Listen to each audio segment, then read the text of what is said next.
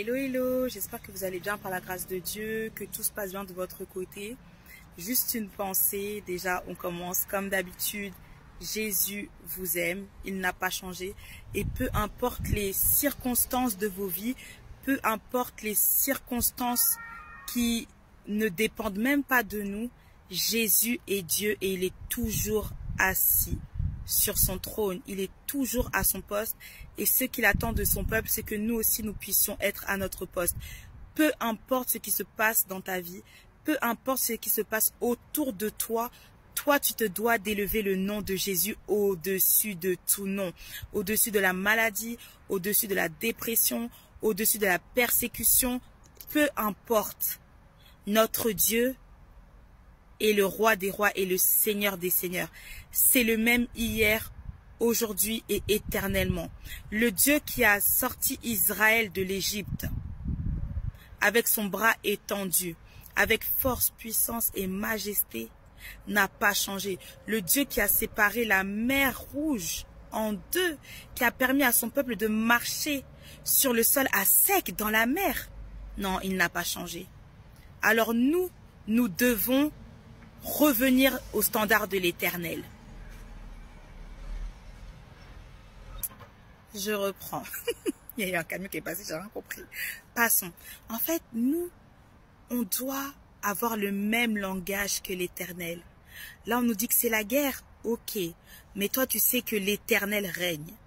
Il dit que 1000 tombent à ton côté et 10 000 à ta droite, tu ne seras pas atteint. Ça veut dire que l'Éternel n'a pas changé. Nous devons aussi avoir le même langage que notre Dieu.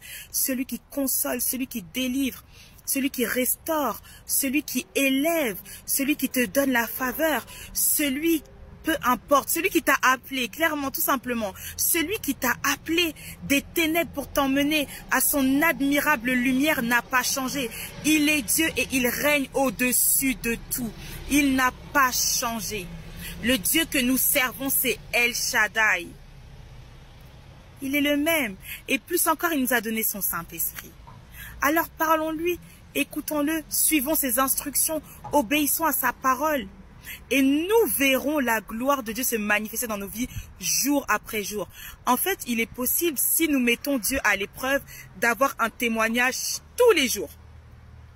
Et j'ai envie de dire, franchement, c'est le minimum. Parce que notre Dieu, c'est l'abondance. Donc, il est possible d'avoir un témoignage tous les jours et des témoignages. Oh, j'ai rencontré telle personne, je parlais du Seigneur. Oh, j'ai rencontré telle personne, j'ai imposé les mains sur elle, elle a été guérie. Oh. Complétez même la liste. Parce que Jésus, dans sa parole, il est écrit que les miracles de Jésus étaient tellement nombreux que même si on pouvait écrire ça dans un livre, ça ne pourrait même pas contenir la somme de ces miracles. Ça veut dire qu'il y en a encore. Et le Seigneur, il a dit quoi? Maintenant que je m'en vais au Père, vous ferez des choses encore plus grandes que moi. Mais ça veut dire qu'il faut commencer à faire un pas. Hein? Ah oui, c'est comme ça qu'on commence. Le Seigneur dit, qui enverrai-je? Qui marchera pour nous?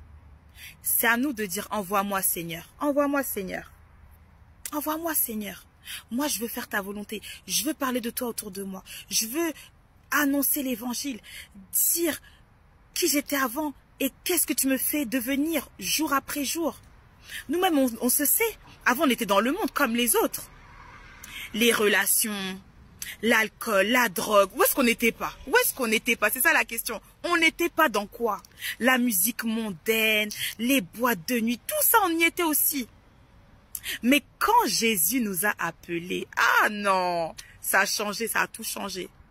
Ça a tout changé. Oui, être en Christ, ce n'est pas facile. Pourquoi? Parce qu'on est réveillé. Le diable, il sait, il n'a même plus besoin de venir nous charmer. Ah, mais on est des soldats. On fait partie de l'armée de l'Éternel. Donc, fais la différence, mon frère. Fais la différence, ma sœur.